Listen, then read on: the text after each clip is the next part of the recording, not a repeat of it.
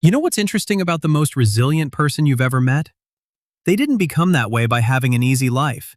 They became that way by surviving a difficult one and choosing, quietly and deliberately, to build something unbreakable from what was left. And here's what most people get wrong. They think resilience is something you either have or you don't, a personality trait, a gift handed to certain people at birth, while everyone else just suffers through things and hopes for the best. Psychology tells a completely different story. Resilience is not a trait, it is a skill. And more than that, it is a specific set of mental habits that anyone can build, at any age, in any circumstance. The people who seem untouchable, the ones who absorb loss and failure and betrayal and come back steadier than before, they are not superhuman. They have simply learned things about their own mind that most people never get around to learning. Today we are going to break down exactly what those things are, because once you understand the psychology behind a truly resilient mind, something shifts, and it does not shift back. The first thing resilient people understand: pain is not the problem. Most people spend enormous amounts of energy trying to avoid pain, to sidestep failure, to stay safe inside a version of life that never asks too much of them. Resilient people do not do this, not because they enjoy suffering, but because they have understood something fundamental about how the human mind actually works. Psychologist Martin Seligman spent decades studying why some people recover from devastating events while others stay broken by them. What he found was not about the events themselves, it was about what people told themselves the events meant. He called this explanatory style. The story you automatically construct about why hard things happen. And it turns out, this single internal habit predicts almost everything about how quickly and completely a person recovers. People who collapse after difficulty tend to explain it in three specific ways. They believe it is permanent. This will always be this way. They believe it is personal. This happened because something is fundamentally wrong with me. And they believe it is pervasive. This will ruin everything else too. Resilient people use the opposite explanatory style. Not because they are unrealistic optimists, because they have trained themselves to see difficulty accurately. This is temporary. This is specific. This does not define everything else. That is not denial. That is precision. And precision is what keeps a mind functional when everything around it is falling apart. The second thing. They have learned to sit with discomfort without being destroyed by it. Here is something I find absolutely fascinating. The brain's response to emotional pain activates the same neural regions as physical pain. Your brain does not fully distinguish between the two, which means emotional suffering is not just metaphorically painful. It is neurologically painful in ways that are completely real. And here is what most people do when they encounter that pain. They run from it. They distract, numb, avoid, scroll, drink, stay busy, do anything except actually sit in the discomfort and let it move through them. What resilient people have learned, often the hard way, is that avoidance does not eliminate pain. It stores it. Every feeling you refuse to feel does not disappear. It waits, and it collects interest. Psychologists call this experiential avoidance. And research consistently shows it is one of the strongest predictors of long-term psychological suffering. Not the difficulty itself, the refusal to face it. Resilient people have developed what researchers call distress tolerance. The ability to be in pain without immediately acting to end it. To feel something fully and trust that feeling it will not kill them. Because it won't. That is the discovery that changes everything. You can survive the thing you were most afraid to feel. And once you know that, once you have actually proven it to yourself through experience, fear loses most of its power over you. The third thing. They protect their identity from their circumstances. This is the one that most people miss entirely, and it is possibly the most important. When life repeatedly goes wrong, there is a very natural and very dangerous tendency to fuse your identity with what is happening to you. I failed, therefore I am a failure. I was rejected, therefore I am unlovable. I lost everything, therefore I am nothing.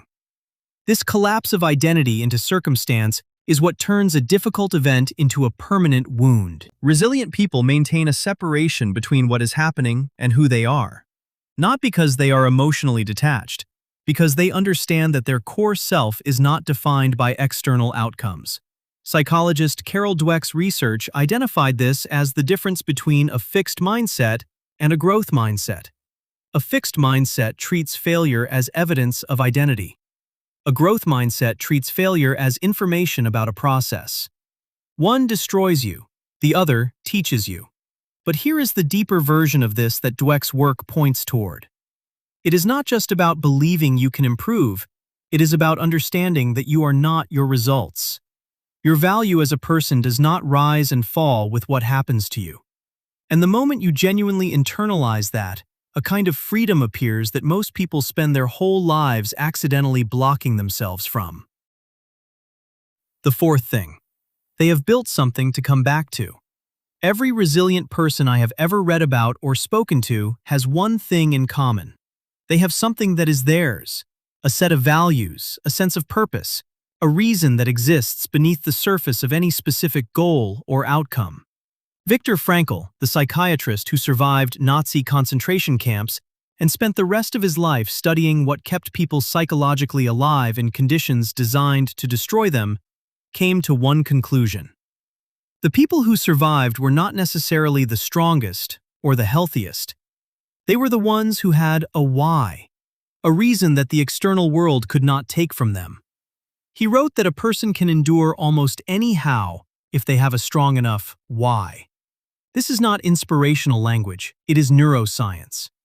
When the brain has access to meaning, it activates systems that regulate emotion, sustain motivation, and maintain cognitive function under extreme stress. Meaning is not a luxury, it is a survival mechanism. Resilient people have usually found their meaning not during the easy times, but through the hard ones. The difficulty itself became the teacher, and what it taught them became the foundation everything else is built on. The fifth thing. They have stopped waiting for the world to make them okay. This is the hardest one, and also the most liberating. At some point, every truly resilient person faces a specific moment. The moment they realize that waiting for circumstances to improve, waiting for people to change, waiting for life to finally become what they needed it to be, that waiting is not a strategy. It is a postponement of living. Psychologists describe this as developing an internal locus of control. The belief that your responses, your choices, your internal state are primarily shaped by you, not by what happens around you. Research consistently shows that people with a strong internal locus of control recover faster from adversity, report higher life satisfaction, and are significantly less vulnerable to anxiety and depression. This does not mean pretending the world has no effect on you. It means understanding that even when you cannot control what happens, you always retain some control over how you respond. And that small remaining territory of choice is where resilience is built, one decision at a time.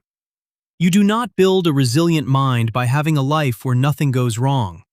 You build it by encountering things that go wrong and discovering that you are capable of more than you thought, and then again, and again, until the evidence accumulates, until the proof is undeniable, until somewhere inside you, very quietly, something becomes certain.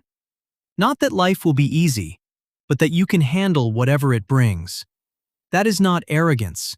It is the only thing that cannot be taken from you.